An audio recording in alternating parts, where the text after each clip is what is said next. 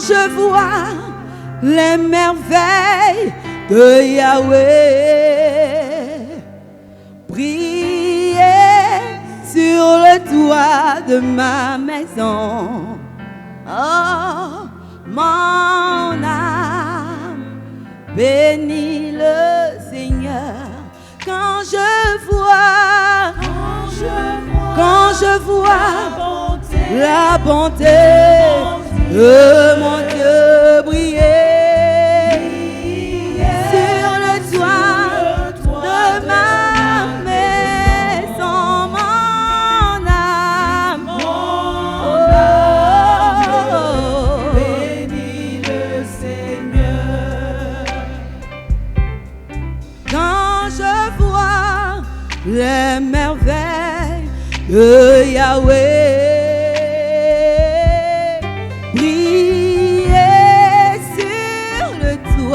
de ma maison, mon âme bénit le Seigneur.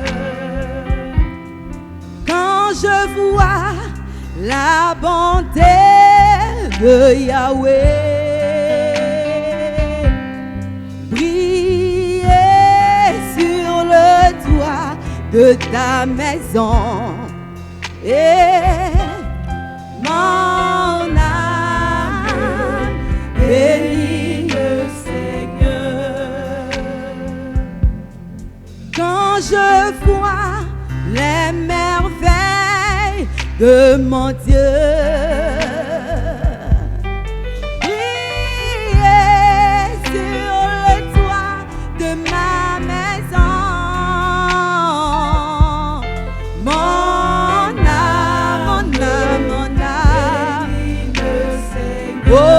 chante mon âme bénit le Seigneur. Oh, mon âme bénit le Seigneur. Oui, mon âme bénit le Seigneur. Chante mon âme.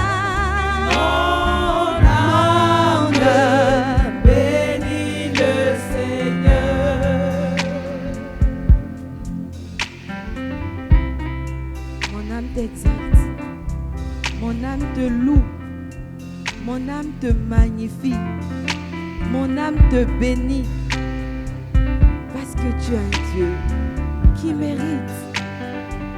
mérite ma louange, mon adoration. Merci Jésus de nous associer même à ton œuvre. Merci Père.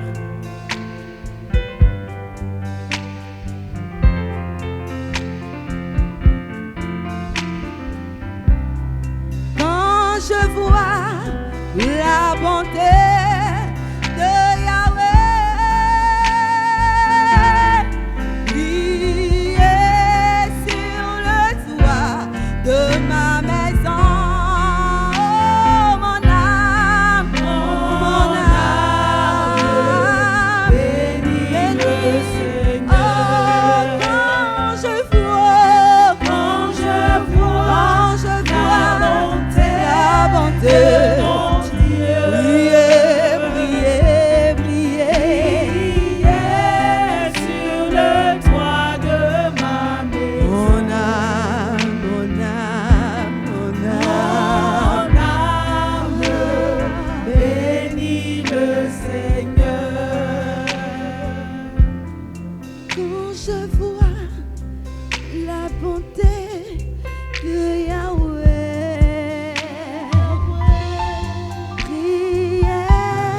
sur le toit de ma maison, mon âme bénit le Seigneur.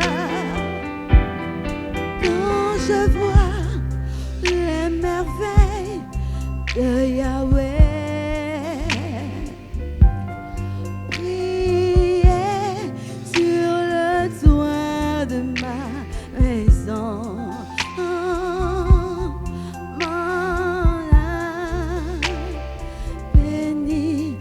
Seigneur. Quand je vois les merveilles de Jésus, oh, briller sur le toit de ma maison, mon âme bénit le Seigneur. Quand je vois, quand je vois,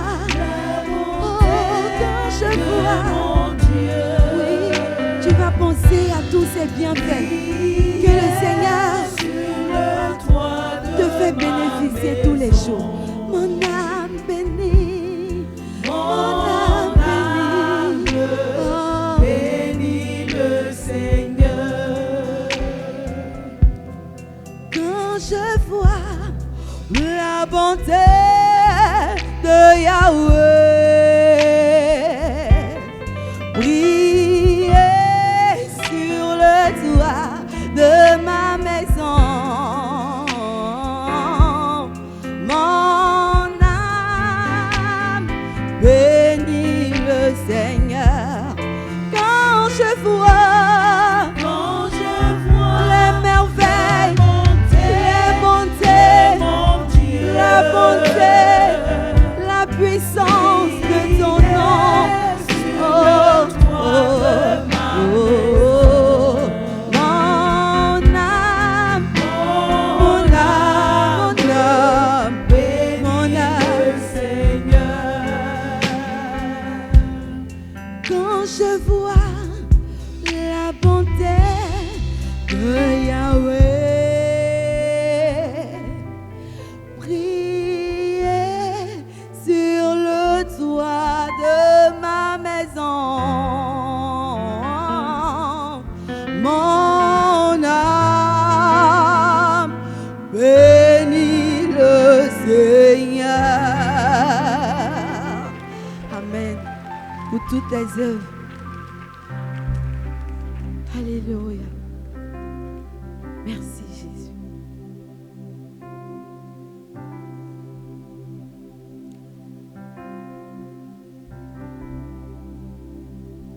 Éternel, pour toutes tes œuvres, mon âme bénit ton nom. Jésus, oh, pour ton salut, oh, reçois ma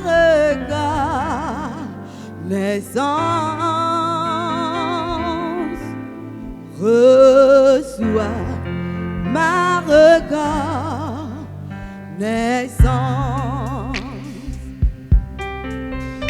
Éternel, pour toutes tes œuvres, mon âme bénit ton nom. Jésus, oh, pour ton salut, reçois ma reconnaissance, oh, reçois ma reconnaissance. Chantons éternel, éternel, pour tout tes oh, œuvres, mon âme bénit ton nom. ton nom. Jésus, Jésus, Jésus, Jésus, pour ton salut, pour ton reçois, reçois, reçois,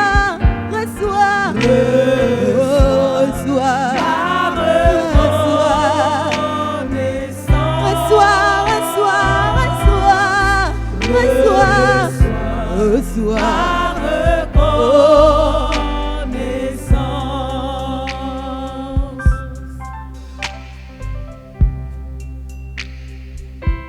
Reçois ma reconnaissance. Reçois notre reconnaissance ce matin.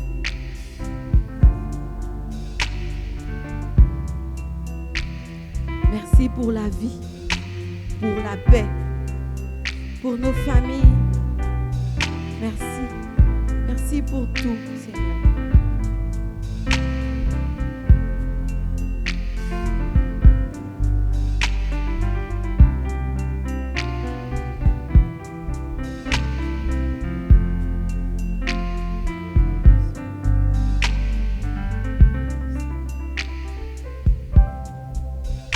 Éternel, pour toutes tes œuvres, mon âme bénit ton nom. Jésus, pour ton salut, oh, reçois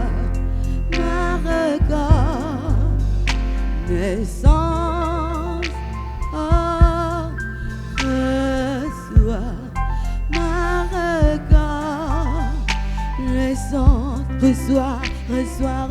ma reconnaissance, reçois ma reconnaissance, reçois ma reconnaissance,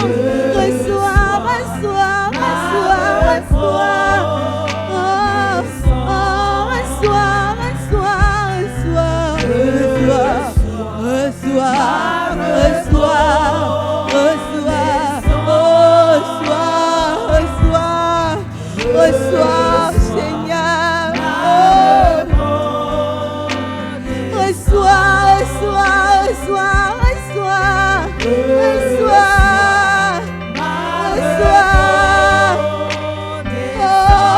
Seigneur, je ne mérite pas, mais reçois ma reconnaissance ce matin.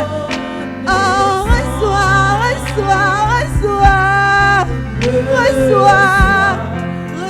ma reconnaissance, Jésus. Oh,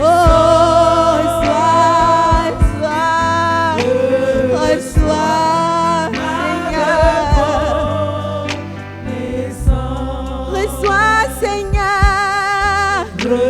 Reçois, oui. Oh, pour la vie, reçois.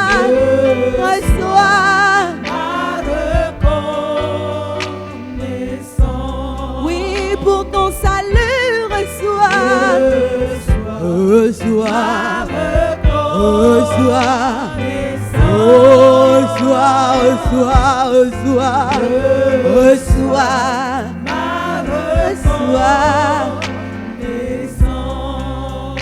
Pour ta vie, reçois.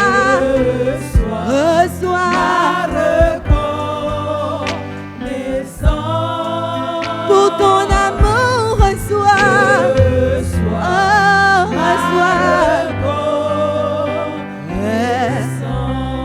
Reçois ma reconnaissance.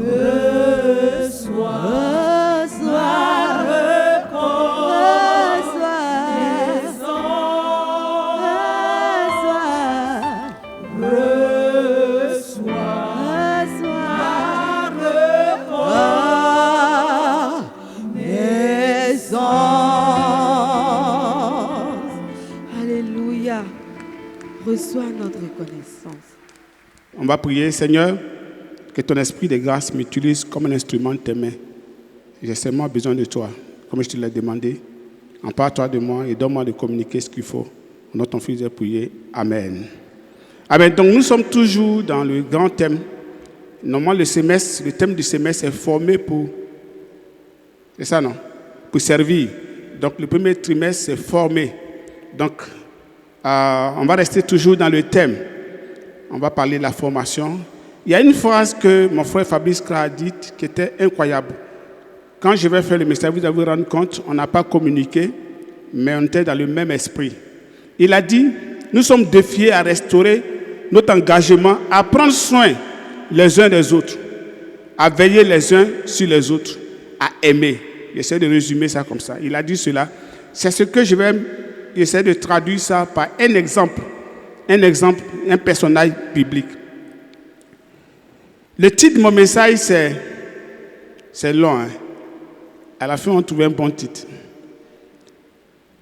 Quand celui qui est faible devient fort, quand celui qui est faible devient fort,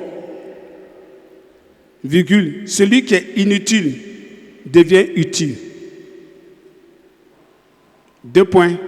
La puissance de la relation d'aide. Si vous entendez relation d'aide, je vais parler de la formation. J'utilise le terme technique qui est connu pour parler de ce qu'on appelle la formation.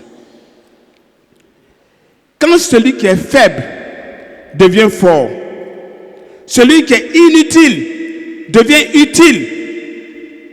On peut ajouter 2 choses. Quand celui qui est tant, ainsi de suite, devient tant.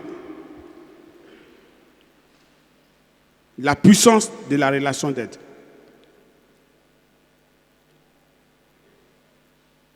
Actes chapitre 15, versets 36 à 41. Donc, on va parler d'un personnage qui est Jean-Marc, mais on profitera de parler aussi de 2 autres personnages qui étaient autour de lui. Actes chapitre 15, versets 36 à 41.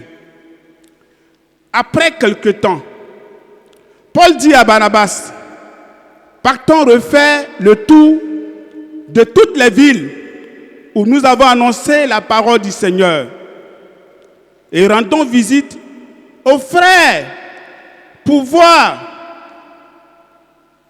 ce qu'ils deviennent. Mais Barnabas voulait amener avec lui Jean, appelé aussi Marc, donc on appelle Jean-Marc. Et Paul estimait qu'il ne convenait pas de prendre avec eux celui qui les avait abandonnés en Pamphylie et qui ne les a pas accompagnés dans leurs œuvres. Leur désaccord fut si profond qu'ils se séparèrent. Barnabas amena Marc avec lui et s'embarqua pour Chypre. Paul, de son côté, choisit Silas et partit avec lui. Après avoir été confié par les frères à la grâce du Seigneur, verset 41, il parcourut la Syrie et la Cilicie en fortifiant les églises. Donc voilà ce passage-là à partir duquel nous allons faire notre exhortation. Pour parler un peu du contexte, en Actes 15, il y avait une controverse, il y avait une discussion, il y avait un débat, un problème sur la circoncision. Est-ce que les chrétiens qui étaient non-juifs devaient être circoncis? Donc, à Antioche, certainement, ils n'avaient pas assez de compétences pour régler. C'est à Jérusalem que se trouvaient les apôtres. Ils ont dû faire partir les gens à Jérusalem pour aller régler ce problème-là. Ils sont allés, une équipe est partie, ils ont été pourvus. Il s'est précisé même que l'Église a pourvu à leur voyage. Et puis, ils sont arrivés, ils ont discuté. À la fin, une décision a été prise. Donc, une décision a été prise. Ils sont donc revenus maintenant rendre compte de la décision qui a été prise, apporter la lettre, elle a été même écrite. Ils sont revenus à Antioche. Et après quelques temps, il y a eu ce désir-là, mais on a fait un premier voyage missionnaire en Actes chapitre 13. En route aussi, on a encouragé les gens. Ce serait bien qu'on retourne aller voir ces églises qu'on a implantées là, qui sont un peu partout, aller les aider, aller voir comment ils vont. On a commencé des choses quelque part, on a commencé des choses là et là, on a encouragé des gens. Mais comment est-ce qu'ils vont maintenant? Il faut aller les encourager. C'est ce qui a été comme proposition. Maintenant, il faut former l'équipe missionnaire. Donc, Barnabas, en réalité, c'est son cousin qui est Jean-Marc. Il y a aussi ça. Peut-être qu'il s'est influencé, je ne sais pas. Mais il veut maintenant amener Jean-Marc avec lui. Paul dit non, il ne va pas partir. Il y a longtemps, hein, parce que c'est le premier voyage missionnaire, Actes chapitre 13. Quand ils sont arrivés à Paphos, il y avait un magicien, et puis ils ont converti le proconsul. Et je pense que, je ne pense pas. Avec tout ce qui s'est passé, après ils sont venus dans une autre ville, à Derbe, je crois. Et puis Jean-Marc dit, c'est bon, moi je retourne à Jérusalem. Paul dit, il ne va pas à nous. Le gars, là, il a fui il n'y a pas longtemps. On était ensemble tous zélés, il a fallu nous casser notre zèle. Moi, je ne vais pas quelqu'un comme ça qui commence aujourd'hui fort, puis demain, là, c'est lui qui ne veut pas partir. Donc c'est bon, je ne vais pas partir avec lui. Barnabas dit, il va avec nous. Paul dit, il ne va pas avec nous. La discussion était tellement forte que finalement, on dit, bon, on fait 2 équipes. Il faut partir avec ceux avec qui tu veux partir. Moi, je vais partir avec ceux avec qui je veux partir. Voilà un peu ce qui s'est passé. Voilà ce qui s'est passé. Effectivement, Barnabas est parti avec Jean-Marc. Qu'est-ce que je veux communiquer ce matin? Je vais parler de comment le fait de s'investir dans quelqu'un, on peut transformer la personne de manière incroyable. Des années plus tard, cette scène s'est produite parce que Paul, en prison, il y a plusieurs chiffres, mais c'est autour, ça va jusqu'à 64 jusqu'à 65 après Jésus-Christ. Or, Jean-Marc, le premier voyage missionnaire, c'est entre 47 et 49 avant Jésus-Christ, à peu près. C'est presque 20 ans après. Quand Paul écrit sa lettre à Timothée, au soir de sa vie, 2 Timothée 4, verset 11, il dit, seul Luc est encore avec moi. Prends Marc et amène-le avec toi, car il m'est très utile pour mon ministère. Quelque chose s'est passé pendant toutes ces années. De celui qui était faible, il est devenu plus tard fort. Quelque chose s'est produit. Mais une chose qui est importante de savoir pour nous tous, l'Église n'est pas remplie de personnes saintes et parfaites. L'Église, c'est un hôpital. C'est l'hôpital des hommes et des femmes qui sont en transformation. Il est important pour nous de savoir cela.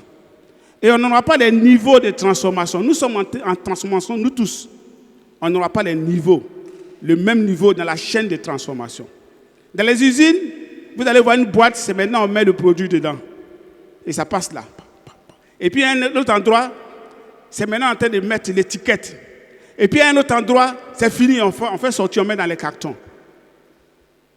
C'est ça dans les usines. Et nous sommes des hommes et femmes en transformation. Donc dans l'église, dans chaque assemblée locale, il y a des personnes fortes, il y a des personnes aussi faibles.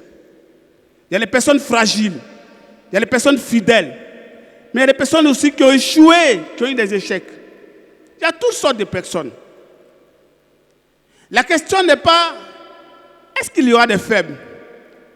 Est-ce qu'il y aura des rétrogrades? Est-ce qu'il y aura des chutes? La question est, qu'est-ce qu'on fait quand quelqu'un tombe, quand quelqu'un est faible, quand quelqu'un ne vient plus, quand quelqu'un n'est pas là pour le culte, quand quelqu'un rate ceci, quand quelqu'un n'avance pas comme tout le monde, on fait quoi? C'est à cette réponse-là qu'on va s'efforcer de répondre. On fait quoi? Qu'est-ce qu'on fait? Donc aujourd'hui, nous allons parler de l'histoire d'un homme qui a abandonné, qui a déçu les gens. Il avait déçu. Qui a provoqué même un conflit entre 2 serviteurs de Dieu. Il était à l'origine d'un conflit entre 2 serviteurs de Dieu puissants, qui étaient des amis, des partenaires, depuis Actes chapitre 9. C'est Barnabas même qui a introduit Paul dans le cercle des apôtres, qui a présenté Saul à l'époque. Cet homme-là, mais qui est finalement devenu utile pour le ministère. C'est cette histoire qu'on va voir. Cet homme s'appelle Jean-Marc.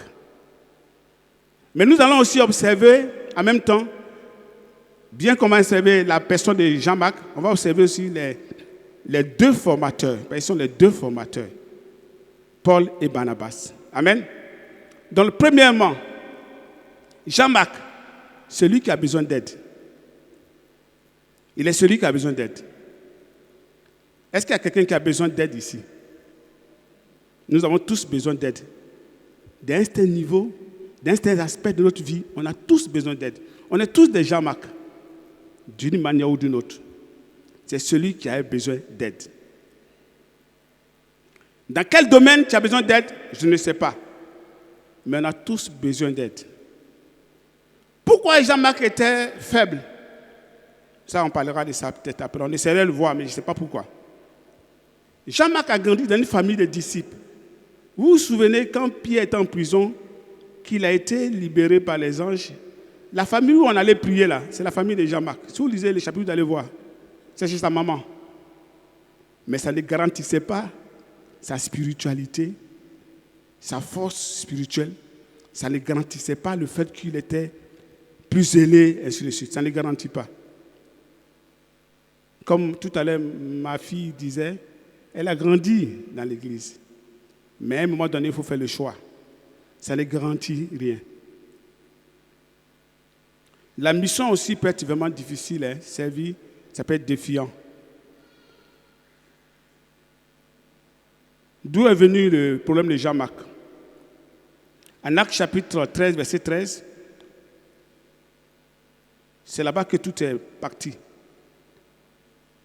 Et je me suis demandé, est-ce qu'il a été traumatisé par ce qui s'est passé, par ce magicien qui les fatiguait?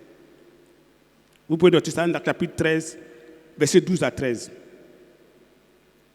On peut imaginer plusieurs raisons. Ça peut être la fatigue, il était fatigué. Bon, il est fatigué. Parce qu'il y a des fois, on est fatigué. Tu fais quand tu es fatigué. Et Dieu comprend quand on est fatigué. Hein. On peut voir ça avec qui? Avec Élie. Élie était burn-out. Dieu dit, repose-toi, mange, et puis tu as une dernière mission. Parce que ça n'est pas arrivé qu'on soit fatigué. C'est pas juste la peur. Quand tu rentres dans la mission, tu vois que ce n'est pas de l'amusement. Je ne savais pas que c'était comme ça. Ça peut être la peur. Ça peut être aussi la pression même. La pression. Ça peut être aussi le choc culturel. Parce qu'il y a des fois, il y a des chocs culturels quand tu es en train de servir. Il y a des choses auxquelles tu ne t'attends pas. Regardez ce qui s'est passé en Actes chapitre 13 là. Je n'ai pas lu ça. C'est choquant. Par exemple, Paul arrive dans une ville et puis on veut lui sacrifier des choses. On lui dit que toi, tu as une divinité. C'est choquant aussi. Mais ça peut être aussi la persécution qui peut nous faire ça. Il a commencé, il n'a pas terminé. Et beaucoup commencent, mais tout le monde ne termine pas. Certains abandonnent le service. Le repas du Seigneur, chorale, même la pastorale. Et des fois, on abandonne. C'est ça, non? Quelquefois, on abandonne des responsabilités qu'on nous a confiées en route, pour des raisons que la personne même sait. On peut abandonner un engagement, parfois même la foi. Et dans ces moments-là, l'Église a deux options. Soit on étiquette, soit on restaure la personne. Soit on étiquette, soit on restaure la personne. Jean-Marc a été restauré. Ils l'ont aidé. Ils l'ont accompagné. Quelqu'un a dit, viens, je vais t'aider. Viens, je vais t'écouter. Qu'est-ce qui s'est passé? Parle-moi. Je suis disposé pour toi. Je vais voir comment t'apporter de l'aide. Quelqu'un était là. Barnabas prend Marc et part avec lui. Quand il part avec lui, c'est ce que la Bible dit. Mais ça veut dire quoi dedans? Moi, je suis convaincu que ce qu'il y a dans part avec lui là, il y avait formation, il y avait accompagnement, il y avait patience, il y avait correction, il y avait encouragement. Dans part avec lui. Tout ce temps-là, c'est ce qui s'est passé. C'est ça la relation d'aide. La relation d'aide ou la formation ne se fait pas en public. Ça ne se fait pas en public. Il faut partir, il faut te mettre à côté, il faut prendre à part. Jésus même faisait cela. Elle se fait dans la proximité. Dans la proximité. Être proche de la personne. Quand tu es loin, tu ne formes pas, tu n'aides pas. Tu ne peux même pas aider en réalité quand tu es loin. Parce que tu ne peux pas évaluer le besoin véritable. La relation d'aide se fait dans la proximité. Jean-Marc dit, viens avec moi. On va marcher ensemble. On va parler. La relation d'aide demande du temps. Du temps. Si tu n'as pas le temps, tu ne peux pas aider. Si tu n'as pas le temps, on ne peut pas t'aider aussi. Ça demande du temps. Surtout de nos jours et surtout dans ces endroits où le temps est devenu une denrée rare. Parce que le temps se joue sur les routes. C'est là-bas qu'on combat le temps. Tu as un rendez-vous et puis il y a le feu rouge. Quelquefois, moi, j'habitais là, dans un endroit, au Palmeraie. Tu es au feu. Ta maison n'est pas loin, mais tu ne peux pas. Il suffit seulement que tu sortes de ce bouchon. En 2 minutes, tu es à la maison, mais tu es bloqué. Tu ne peux pas soulever ta voiture, mettre ta tête pour aller à la maison, mais ça fait mal, quoi. Tu dis, mais attends, ça fait mal. Tu es à côté, mais tu ne peux rien faire. Il y en a qui viennent au culte, là où on fait le culte. Il y a un bouchon qui commence, je pense c'est le campus, qui passe devant la petite mosquée, et puis qui vient où on fait le culte. Mais tu es bloqué là. Est-ce que tu vas laisser la voiture pour aller au culte rapidement, ou bien tu fais quoi? C'est le temps. Le temps est contre nous, n'est-ce pas? Donc, il faut aussi chercher à avoir du temps pour prendre soin. La formation demande de l'écoute. Il faut écouter. Et puis de la prière. Et puis de la prière. Barnabas a accompagné Jean-Marc. Il ne s'est pas fixé sur sa faiblesse, mais il a vu comment le relever de sa faiblesse. La formation, comme nous on appelle, ou comme d'autres appellent la relation d'aide, est un accompagnement spirituel. Et pendant tout ce temps-là, Jean-Marc mûrissait, il grandissait en assurance, il grandissait en foi, il grandissait en joie, il grandissait en courage. Il est devenu même proche de Pierre. À 1 Pierre 5, verset 13, Pierre l'appelle mon fils. Recevez les salutations de l'église qui est à Babylone et que Dieu a choisi. Mon fils Marc vous envoie aussi ces salutations. Il a fallu que quelqu'un le prenne pour qu'il soit proche maintenant de certains dirigeants. Il est devenu proche de Pierre. Il a participé, ou bien je dirais, il a écrit l'évangile selon Marc. On dit que c'était sous la supervision de Pierre. Quel retournement!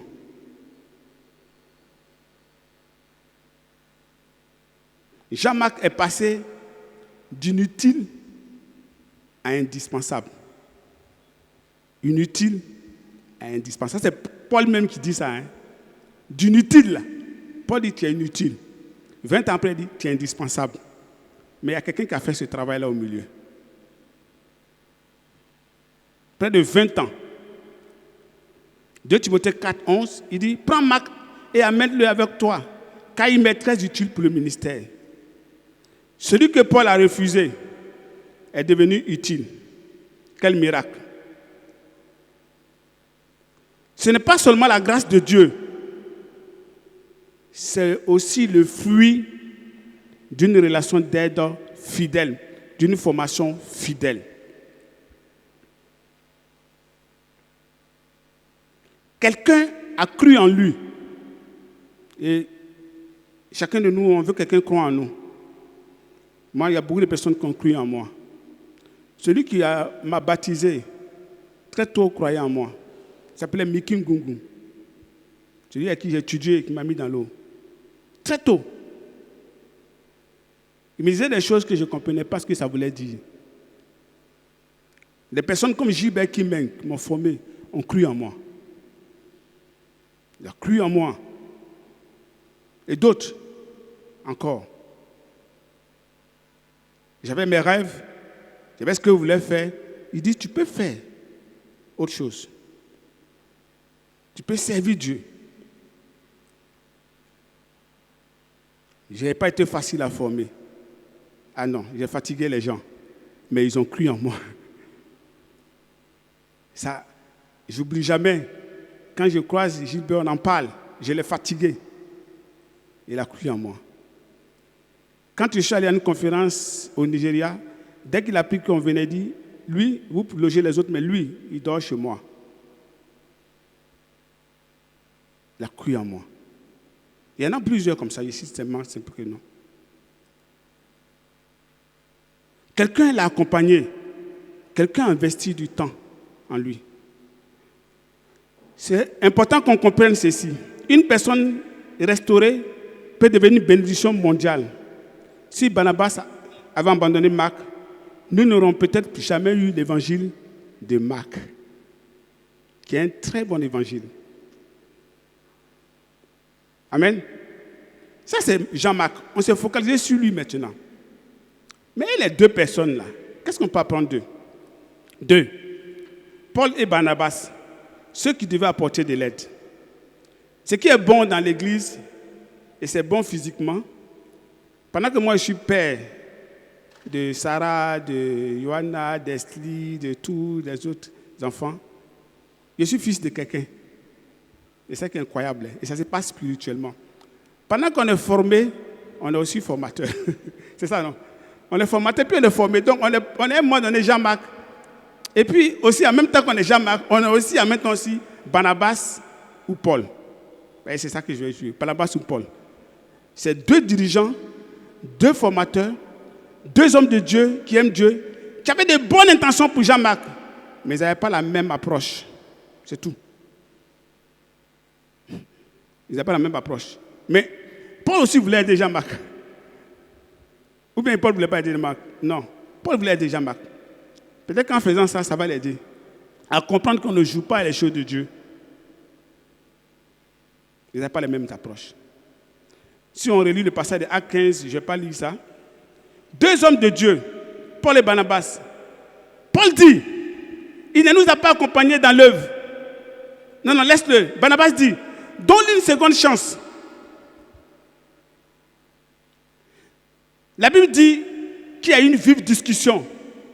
Ils avaient de bonnes intentions, je suis sûr, d'aider, mais des approches différentes. Parce que c'est lié à leur personnalité. Hein. J'ai parlé de ça en bas. La personnalité, Dieu utilise, quand on dit la prédication, Dieu utilise la personnalité humaine pour transmettre son message. C'est ce qu'on résume la prédication, l'homilétique. C'est la même chose dans la formation. Il prend la personnalité humaine pour aider d'autres personnes. C'est ça que Dieu fait.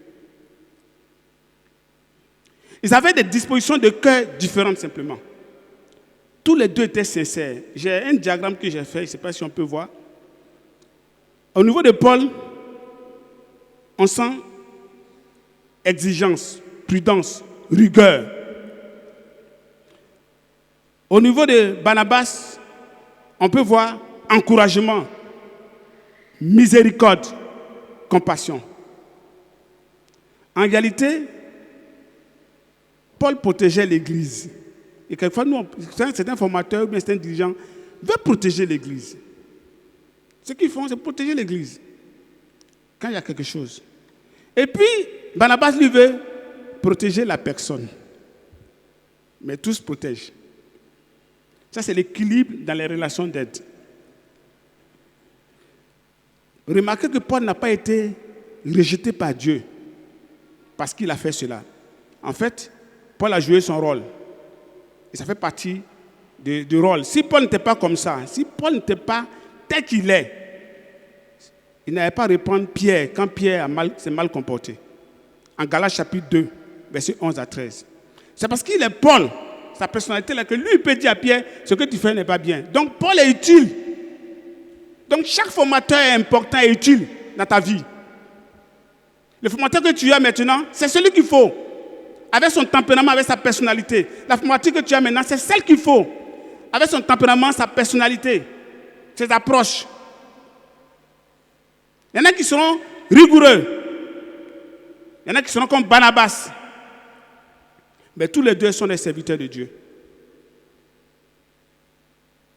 Parce que s'il n'y a pas Paul, qui allait reprendre Pierre alors qu'il se faisait quelque chose de mal? Ben, Barnabas était là. Hein.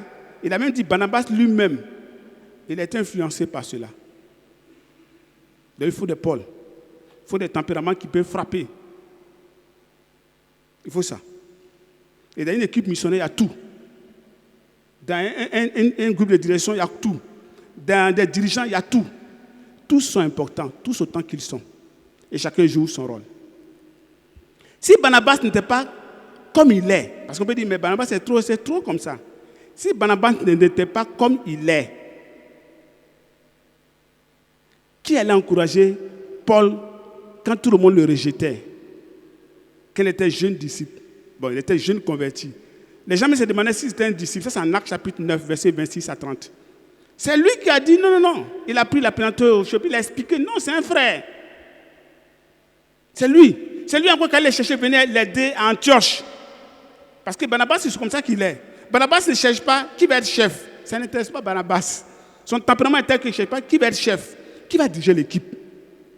Si vous remarquez les choses, les collaborations, on disait Barnabas et Saul. Barnabas et Saul. À un moment donné, Paul et Barnabas. Paul a pris l'ascendant. Ça ne dit rien à Jean-Marc. Mais notre tempérament ne va pas accepter cela. Mais Paul, lui, ce qui est important, c'est quel rôle moi je vais jouer. Barnabas plutôt, quel rôle je vais jouer. C'est ça qui est plus important. Donc, tous les types de formateurs sont importants. Et une autre chose, c'est que sans se rendre compte, Paul a aidé Jean-Marc. Bon, j'ai dû dire ça. Il y a au moins une leçon que Jean-Marc a appris à travers l'attitude de Paul. Peut-être qu'il a appris qu'il faut être sérieux dans les affaires de Dieu. C'était dur, mais il dit, parce que il a appris aussi peut-être que la mission exige beaucoup de sacrifices. Il a appris ça à travers l'attitude de Paul. Il a dû apprendre aussi que quand tu t'engages dans la mission, ne regarde pas en arrière. C'est Jésus qui avait dit ça. Donc, deux hommes spirituels peuvent voir une situation différemment. Deux hommes spirituels peuvent voir une situation différemment. Et ça, c'est important. Paul pense au ministère, Barnabas pense à l'homme. Paul protège la mission, Barnabas protège la personne. Les deux ont raison. Mais Barnabas va devenir l'instrument de la restauration. Parce que son nom signifie fils d'encouragement. L'Église a besoin de Paul et l'Église a besoin de Barnabas, des deux. Il nous faut des Paul et il nous faut des Barnabas. Quand dans ton secteur, dans ton église de maison, quelqu'un connaît des moments de faiblesse, es-tu Barnabas? Parce qu'il aura besoin de Barnabas pour le prendre à part, pour l'accompagner, pour l'écouter. Et c'est pour ça que j'ai dit merci à mon frère Fabrice Kra, comme s'il était rentré dans ma tête. Il nous faut, dans ces moments-là, des Barnabas. On doit tous travailler à cela. Pour mieux aider les gens, il nous faut de la compassion comme Barnabas. Il nous faut aussi de la vérité comme Paul. Les deux. La compassion qui vient de Barnabas, la vérité qui vient de Paul. Cette vérité-là, c'est la responsabilité, discipline, sérieux au ministère. Il nous faut aussi du temps et de la fidélité pour mieux aider. Et il nous faut de l'espérance. Donc voilà les deux formateurs qui ont été présentés. Pour dire simplement que tous les formateurs sont utiles dans nos vies. Ils fonctionnent, ils agissent en fonction de ce qu'ils voient et de leur tempérament. Donc ne compare pas. Telle dirigeante est comme ça, mais celle, elle est comme ça. Elle est comme ça, mais elle joue son rôle pour Dieu. Il est comme ça, mais c'est comme ça que Dieu aime sa personnalité pour jouer un rôle. C'est ça le point que je voulais faire. Et troisièmement, pour terminer, on voit maintenant les trois. Paul, Barnabas et Jean-Marc. Les différents types de relations de formation. À travers ces 3 personnes, on peut voir plusieurs types de relations de formation. Je suis en train de dire ça pourquoi?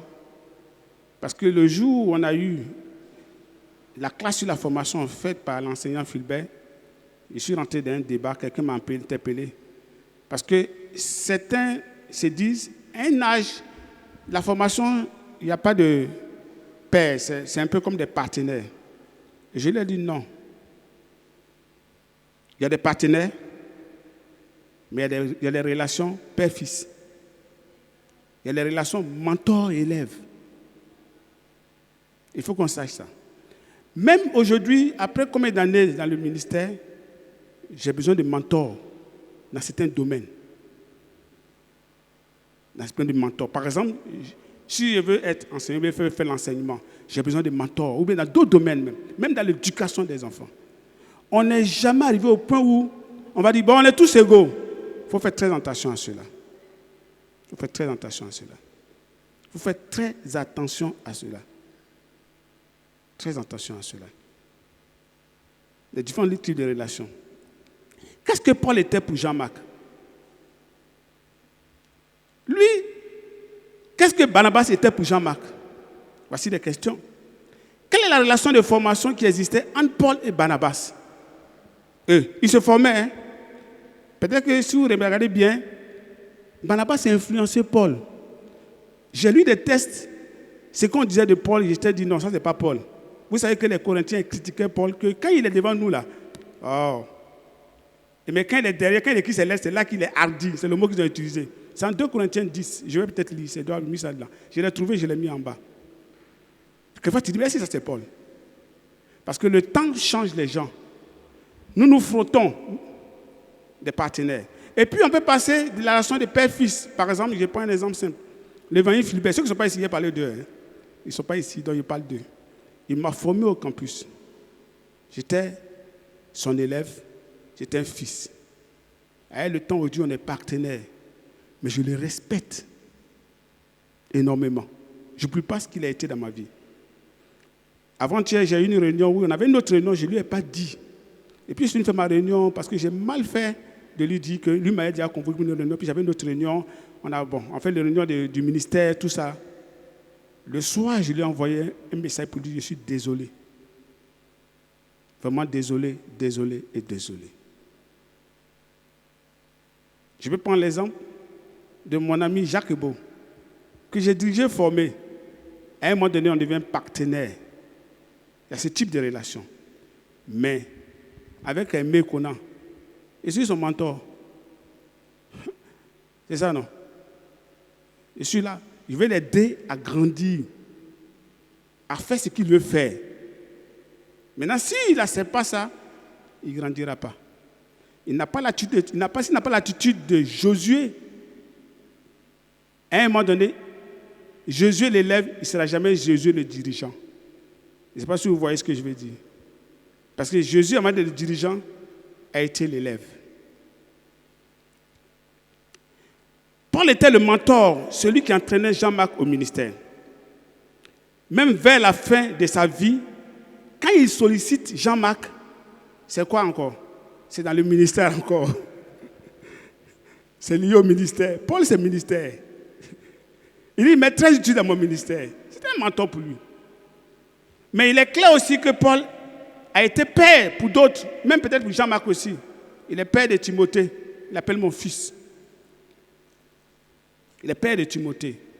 Mais ici, on voit, avec Jean-Marc, le mentor, le coach, il cherche la performance. Ça, c'est une relation où on cherche la performance. On cherche les résultats. On veut voir l'engagement. On met l'accent sur la discipline. Et il nous faut des pôles dans nos vies, des mentors et des coachs. Il nous faut. C'est important. Il ne faut jamais dire je n'en ai pas besoin. Oh pardon, ne dis pas ça. Il nous faut ça. Barnabas était, lui, le père, un père pour Jean-Marc.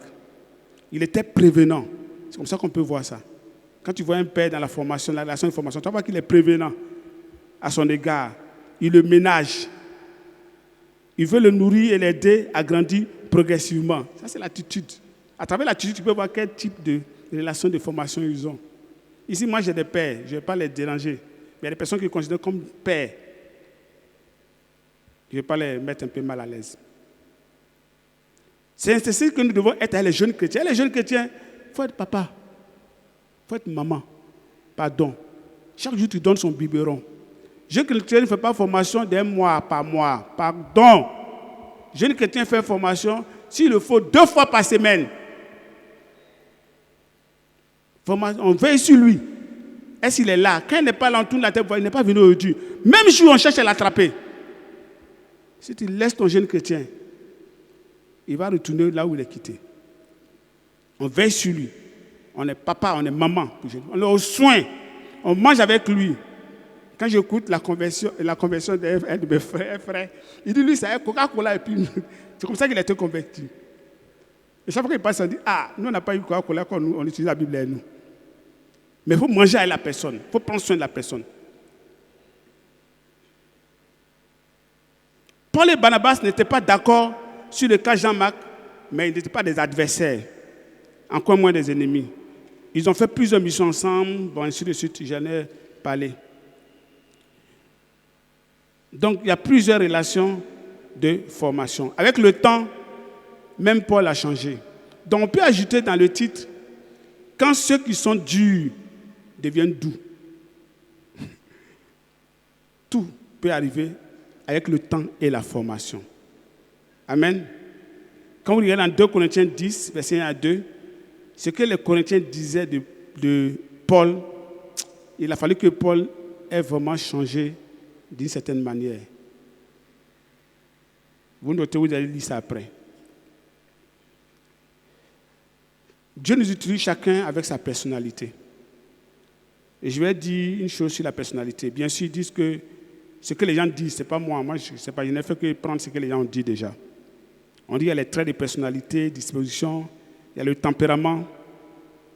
Il y a des constances dans la personnalité et puis il y a des variables dans la personnalité. Par exemple, les motivations, c'est des variables. Les émotions. Mais le tempérament, c'est une constante. Ton tempérament, c'est ton tempérament. Et puis, ils ont dit qu'il y a beaucoup de choses qui influencent la personnalité. Ils ont cité facteurs génétiques, environnement, et puis en bas, la culture, la société, et dit en bas, la spiritualité, la foi. La spiritualité, la foi. C'est ça qu'on doit former pour influencer. Parce que la formation, c'est transformer la personne, le cœur. On peut changer n'importe quelle personne avec la formation. Si c'est assidu, si c'est bien fait, si c'est fidèle. La formation touche la personnalité, le cœur. Ça touche cela. Quand ceux qui sont faibles deviennent forts, quand ceux qui sont tombés se relèvent, c'est ça. Tu peux mettre le camp comme tu veux. Pour conclure, ce matin, Jean-Marc nous apprend plusieurs choses. Plusieurs vérités. Il dit, Jean-Marc dit aux gens, l'échec n'est pas la fin. Il dit aux gens, ne t'inquiète pas, l'échec n'est pas la fin. Il dit aux gens que la relation d'aide, la formation, transforme les destinées. Ça transforme les destinées. Ça te met dans un endroit où tu ne peux pas imaginer où tu devais être. C'est ce qu'il dit aux gens quand il les croise. Il dit aux gens que une église qui met l'accent sur la restauration des gens produit des ministères puissants. Jean-Marc ne s'est pas habitué sur son sort pendant des années. Oh, il a été blessé. Non, avant, ils m'ont blessé.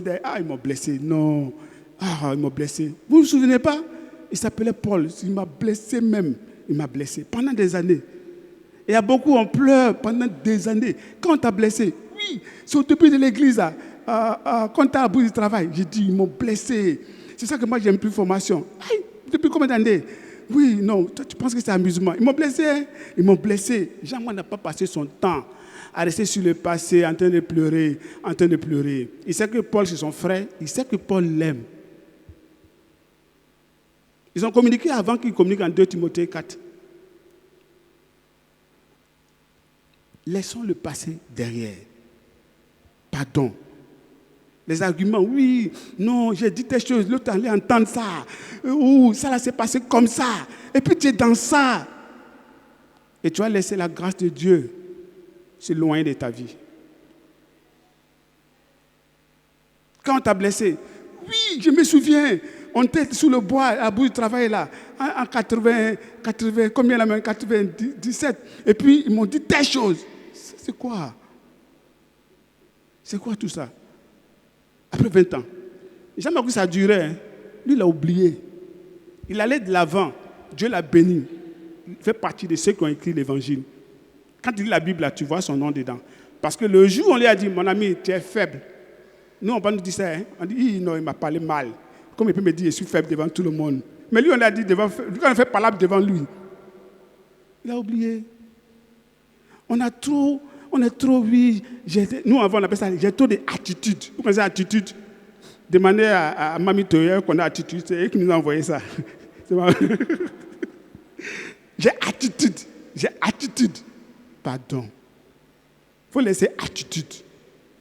Va prier. Il faut regarder l'intention. Paul avait de bonnes intentions. Il voulait aider. Parce que lui, il dit, mais le ministère doit avancer. Est-ce que Dieu a dit, Paul, tu as mal fait, je ne te prends plus? Non. Dieu dit, les gens comme Paul aussi, j'en ai besoin dans l'église. Parce que Barnabas, il est gentil, hein, mais il y a des choses qu'il va laisser passer. Mais il faut Paul pour dire, ah non, Barnabas, non. C'est vrai que tu es gentil, hein, mais ça, là, on doit régler ça. Tout est bon. Amen. La mission peut devenir difficile, mais ne pas abandonner. Le temps peut changer les gens en bien ou en mal. Ça, c'est une leçon qu'on peut apprendre. Paul aussi a changé. Les relations de formation, quoi qu'elles paraissent difficiles, sont pour nous rendre meilleurs. Les relations de formation pour nous rendre meilleurs. Les conflits révèlent le cœur. Ça, c'est une autre chose qu'on a prise dedans. L'encouragement de la relation de formation est une puissance qui peut transformer une personne. Et la dernière leçon, d'inutile, on peut passer à indispensable. Laisse-toi former seulement. Ne vis pas dans le passé. Fais comme Joseph. Ses frères m'ont dit, hey, ça on a chaud. Papa est mort, ça là, Joseph va garder rancune. Il dit, quoi? Ça, c'est vous qui pensez comme ça. C'est vous qui avez fait vos plans, mais moi, je sais que Dieu était derrière ça pour faire ce qu'il a fait, pour me mettre là où je suis. Il faut avoir une lecture positive des événements. Je dirais même une lecture théologique de ce qui t'arrive. C'est-à-dire, tu mets Dieu dans ce qui t'arrive. Ton cœur sera gardé. Et tu vas aller dans l'avant. Amen. Donc, quel est le meilleur titre qu'on peut donner? À la fin, j'ai mis d'inutile à indispensable. Que Dieu nous bénisse et à Dieu soit toute la gloire.